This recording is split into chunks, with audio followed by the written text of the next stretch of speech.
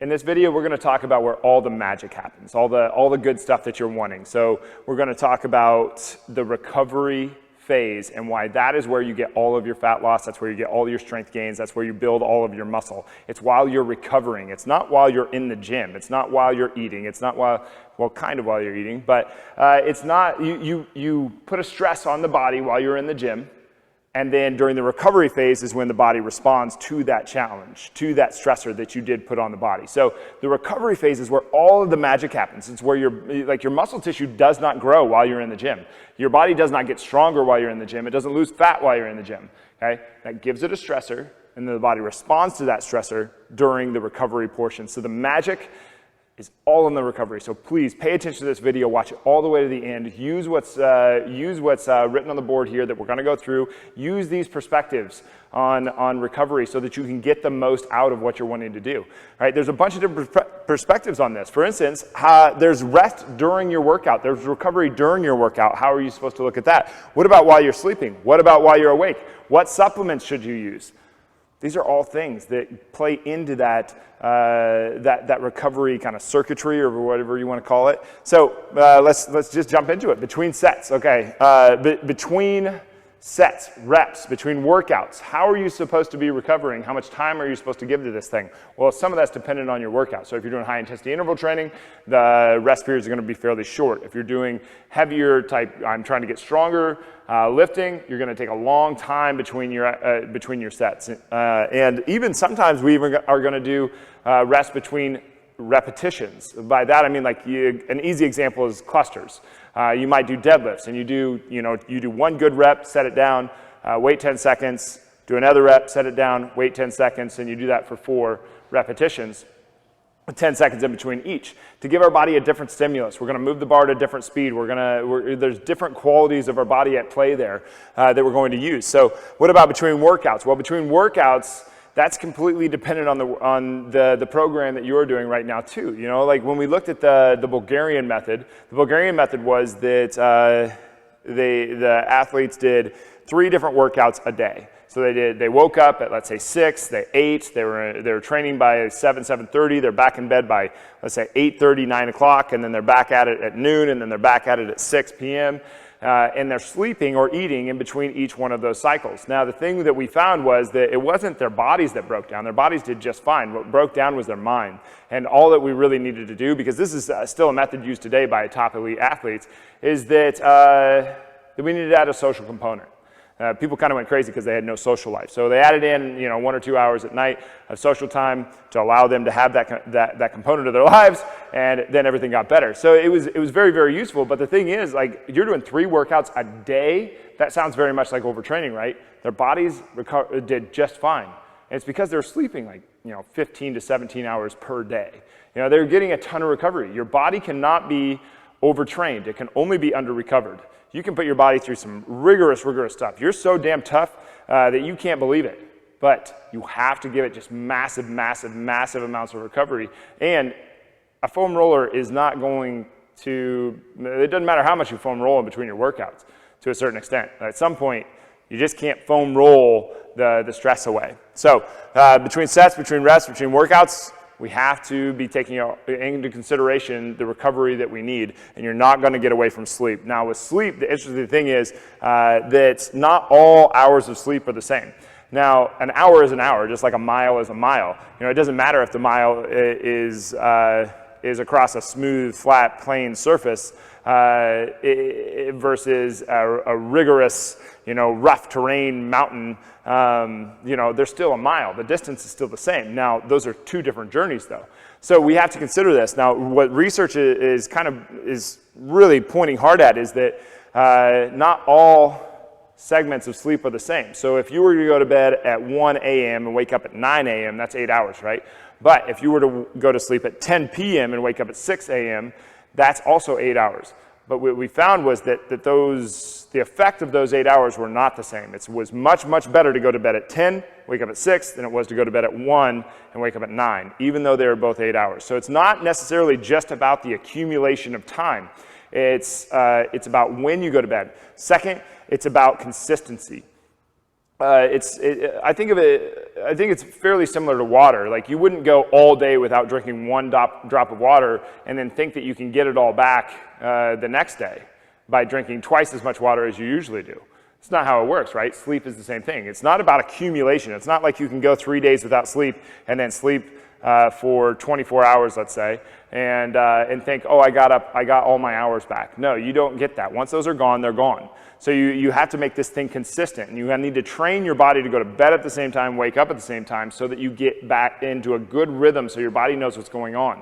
Okay? There's this interesting thing that I see with people where they take drugs to be able to go to sleep and stay asleep. Now, whatever. The thing is, that's biological warfare. Your body is wanting to this drug is trying to put your body to sleep while your mind is trying to stay awake. Why? Why is your mind trying to stay awake so hard? Your mind should crave sleep. It should want this thing. And I think that it does. There must be a beast, a dragon, something behind the scenes that you're scared of. There's something on the other side of sleep that's scary. And I think that you have to confront that beast. I think that you have to confront the beast, okay, to be able to get to sleep. So I don't think sleep drugs are a good thing. I think that they're a bad thing. They avoid confrontation of that beast, and they're biological warfare. How are you going to get good sleep while your body and your mind are in this fight all night? So what about when you're awake? Well, when you're awake, you can be all stressed out in this bundle of nuts chaos, or you can relax and be very present and be right now. Now, I think that you can be a driver in any one of these scenarios. I think you can go with the flow if that's more your style too. Now, for instance, in my life, my significant other, extremely go with the flow, just very easy, relaxed all the time. I am a driver. I want to go, go, go, go, go, go, go. Very type A. So it's very interesting to see the interplay between these two, getting to know her over the years. So I'm not saying that either of those are wrong. You should be the driver. You should be the master of your fate. And you should confront anything that is stopping you from being so. However, being all in chaos constantly doesn't do recovery any favors. That is not recovery. That is actually impeding your recovery process. It's impeding you from getting the gains that you wanted out of the life that you are living. It's impeding the efforts that you put into the gym, into your nutrition, and into all this other stuff, just by being all crazy like that. Kind of like looking at your phone every 2 seconds. What changed? I don't know. But being, like I used to call it bored, is it boredom or is it relaxation? Okay? I don't think that it's boredom. Kind of like saying, well, I didn't do anything. Well, you didn't do anything? Maybe you relaxed. Maybe relaxation is an okay thing. I think it is when you get into the recovery thing. Being bored allows you, and being relaxed allows your mind to create new connections that it wasn't going to before. It allows you to get all of this magic that we're talking about by you got that stressor. Now your body has to respond to that, and it does so while you are relaxing. So laugh, relax, eat, have sex, have fun, work without chaos. You can go to work and not be all frantic and crazy. You can be very present and practice where and how you're going to do things by focusing on the priority that's right now. It does not help to focus on 1,000 different priorities. It helps to focus on one. Okay? The way that I used to get this across to my high school guys is, to my high school athletes, most of them were guys, and if I had girls, I could say the same thing, just change the pronoun. So I'd say, let's say that you're sitting in class and the teacher's writing stuff on the board and it's really boring, and your main crush is up in the front of the class and you're sitting there focusing on her, all right, instead of focusing on what's on the board. Now, if the teacher rolls around to you and says, "You are not focused," I would say that she's probably wrong. I think that you're focused. You're just not focused on what she's doing. You're focused on your main crush, okay? So pick the priority. Is your main crush the priority right now, or is what the teacher is writing on the board the priority? Okay? Use this in your own life. When you're at work, what is the priority at this present moment? And put 100% of your focus down on that one thing so that you can really hammer down on that thing. Because you're always focused. You're either focused on the thing that you're calling the distraction, or you're focused on the priority at hand. Focus on the priority at hand.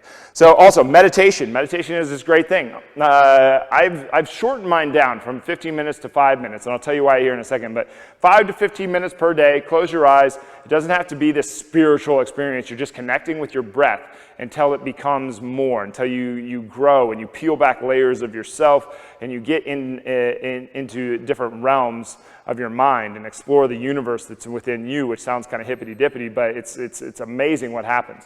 But you just sit in a chair, nice and tall, in through your nose and out through your nose. Try to really drop your diaphragm into your pelvis. Okay? That's all you're doing. You're just concentrating on your breath. Set a timer for 5 to 15 minutes and do that. And every once in a while, you're going to feel like you're terrible at this thing at the beginning. You're going to want to look at the clock. You're going to want to do all this other stuff. Your mind is going to wander to 1,000 other things. When you catch yourself wandering, just pull it back to your breath. When you catch yourself wanting to look at the clock, just pull it back. What you're doing there, you're pulling it back to the present priority. You're practicing focus. And you're practicing being right here, right now when you are meditating. That is an extreme discipline. It's extremely hard, and it does not feel like this zenful thing like people try to make it sound. It sounds like somebody's smacking you in the brain every 10 seconds. But do it. Do it anyway. Like, you're getting into that parasympathetic recovery mode where you get the magic. Okay? It's absolutely fantastic. You can also try sensory deprivation tanks or float tanks where you're laying in 8 to 11 inches of Epsom salts of water that has like 800 pounds of Epsom salts diluted in it, so you're extremely buoyant and you just float. There's no sound because your ears are covered with water, and there's no light. You can't see anything. And you just peel back the layers yourself. You go for, like, let's say 30 to 90 minutes, and it's like this very, very, very deep and forced meditation where you can't reach for your phone, you can't look at the timer, you can't do any of this other stuff, and you're forcing this recovery. So you fit basically a 6-hour nap into about 90 minutes. That's basically what it feels like. Sometimes it feels like 36 hours that you're sitting inside this tank. Sometimes it's awful, sometimes it's a nightmare, sometimes it's absolutely fantastic. It's all these different experiences, and you're getting in touch with these different aspects of you. And it's an amazing thing. I started doing this once a week, and I dropped my meditation down to 5 minutes. It's made a big difference. And I think if you start Googling this thing, you're going to see that there's a lot of benefits to that, but it's engaging with this recovery process so that you get more of the magic, all of this good stuff. So you're getting the strength, you're getting the muscle gain, you're getting the fat loss gain. One of the interesting things from fat loss studies is they took all that they did between the control group and the non-control group. They just added 1 hour. That was the 1 hour of sleep was the only thing that was changed between the control group and the other group. And the 1 hour of sleep group, drastically better results from a fat loss standpoint. They dropped. I think it was double the amount of weight as the other group. Now that's a very interesting thing. 1 hour of sleep extra, let them drop twice the amount of fat. That's weird, right? This thing is a big, big deal. So we're looking at this thing: awake, sleep, between sets, laugh, relax, eat, sensory deprivation, meditation, sex, have fun, work without chaos. What about supplementation? When we get into supplementation, I think I'm going to go through and just, because I think it starts in the morning. You know, you have your fish oil, like we want to look at mood. We want to look at how our mind works. We want to look at different things so that we can put the most into our day, because how we live our day is going to have a certain amount of recovery, and then how we live our day is also going to add to how we're able to sleep at night. So in the morning, this first fish oil, vitamin D, probiotic, these are like the fundamentals. These are like these are the ones that you get. You know, some people, maybe you say vitamin D isn't a necessity for them. Fish oil is going to benefit everybody. And if you're getting enough fermented foods like sauerkraut, kimchi in your diet, you probably don't need the probiotic. However, these are your staples. Okay, so that's like your fundamentals. Your next level up, if you wanted to go past that and have more supplements in your life and take advantage of some of the other things. Now with this, I should say, there's an error in taking nothing and there's an error in taking everything under the sun. Some of these, very beneficial to us. Take advantage of them. However, having really expensive urine, it doesn't really help very many people either. So if you're just taking things for the sake of taking them without looking into them and knowing that they're what you should take, then we got to be looking at this a little closer. Okay, CoQ10. CoQ10 is something that already is happening in our bodies, or that we already have in our body. I spoke wrong. But having 15 to 30 milligrams per day can be a benefit. for a lot of different reasons. Creatine helps the mind from a lot of different standpoints. I don't need to get into everything about every single one of these. I'll leave that for another video. But we got CoQ10, creatine, greens. Greens drinks are not green tea. It's freeze-dried fruits and vegetables that have been ground into a powder so you can add them to water, stir it up, and drink it. It's about nutrient delivery into your body. Remember, when your body is inflamed, it's your body trying to push as many resources as it can to that injured tissue. It is your body's responsibility to get that blood there. It's your responsibility to give your body the nutrients in the form of, like the nutrients are the resources. It's your responsibility to give your body the nutrients it needs to be able to send those nutrients where they need to go. Now, on the third level, I think that you could get into a multivitamin. You know, multivitamin is kind of like renter's insurance. It's a good idea.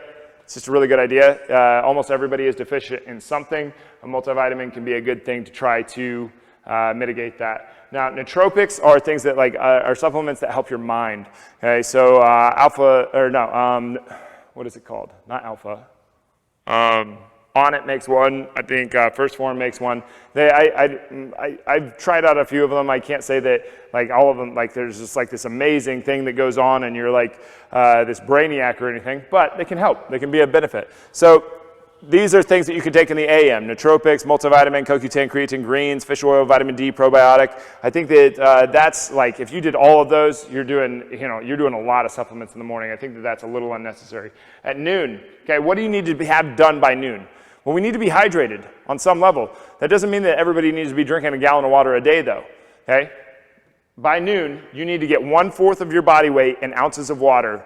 Okay, in ounces of water. So I weigh 240 pounds. So what is that? That's 60 ounces of water. I need to have basically 2 liters down by noon. 2 liters of water down by noon to be able to, and then I'll probably just more likely stay drinking throughout the day to finish that off. But what you don't want to do is drown yourself with half your body weight in ounces of water at 6 p.m. and be going to, waking up in the middle of the night 6 times to go to the bathroom. That's a little silly. So get it down by noon. Get 1/4 of your body weight in ounces of water before noon, and then drink throughout the rest of the day to thirst. Okay, in the PM, zinc and magnesium are 2 supplements that most of us can really benefit from. Zinc and magnesium are very soothing. For some reason, our body, when we ingest these, our body just has this very soothing response. Don't ask me why, but when people go into hospitals with panic attacks, they will put them on a magnesium drip. They'll just slowly but surely IV them and slowly but surely add magnesium to their blood, and apparently it just works like magic. All right, so these can be 2 things that don't put you to sleep like a sleeping pill will, but it does help soothe and relax you so you can hit a deeper level of sleep, which is a benefit. And if you're really wanting to go nuts, you can try 5-HTP. It's a precursor to serotonin. Does the same thing. Very soothing. Doesn't put you to sleep, but it helps you relax so that you can get to sleep and stay asleep and go to deeper levels of sleep. So that's it for supplementation. Remember, you have between sets, you have sleep, and you have the time while you're awake. You have to find a way to manage your stress. Otherwise, your stress is going to manage you. You have to find a way to manage your fears, or your fears are going to manage you. And you do that through sensory deprivation techniques, meditations, being consciously aware of when you're just acting in chaos, and being focused on the present priority right now. Pick one and do that thing to the absolute best of your ability. Okay, try to get a good amount of sleep and make sure that it's consistent. Try to go to bed earlier. Don't try to just accumulate 15 hours of sleep one day and then 0 the next. Get consistent with this thing, and then between your sets, be diligent about this stuff. If you're going for strength, you don't get to take 30 seconds or 45 seconds between your sets. You gotta get more in there. If you're going for fat loss, you might change that a little bit. It changes the workout right here. So, recovery, you cannot be overtrained. You can only be under-recovered. And recovery is something that you very much want. Okay? When we get into longevity, I think that's what's going to happen in the future, is we're going to very much figure out that longevity is based on the relaxation or the recovery portion, and how much we did get, how much we lived in this, like, I'm freaked out all the time, versus how much we lived in this state where we're very much right here, right now, able to do the thing that is present on our plate. And that's very, very hard to do, but I encourage you to do the absolute best that you possibly can to get there. So recovery is the magic. You cannot be overtrained. You can only be under-recovered. And all of the good stuff that you want is found in this recovery process. So get this thing down. Get your sleep. Get very, very diligent on how you're living your life. But anyway, this is my talk on recovery. Use this stuff. Pick one, use it for 2 weeks, pick another one, use that for 2 weeks, pick another one, use that for 2 weeks. You're not trading each one of those in, you're adding to until you get all of the things that are on this board down. But anyway, get after this thing because this is where all the good stuff that you want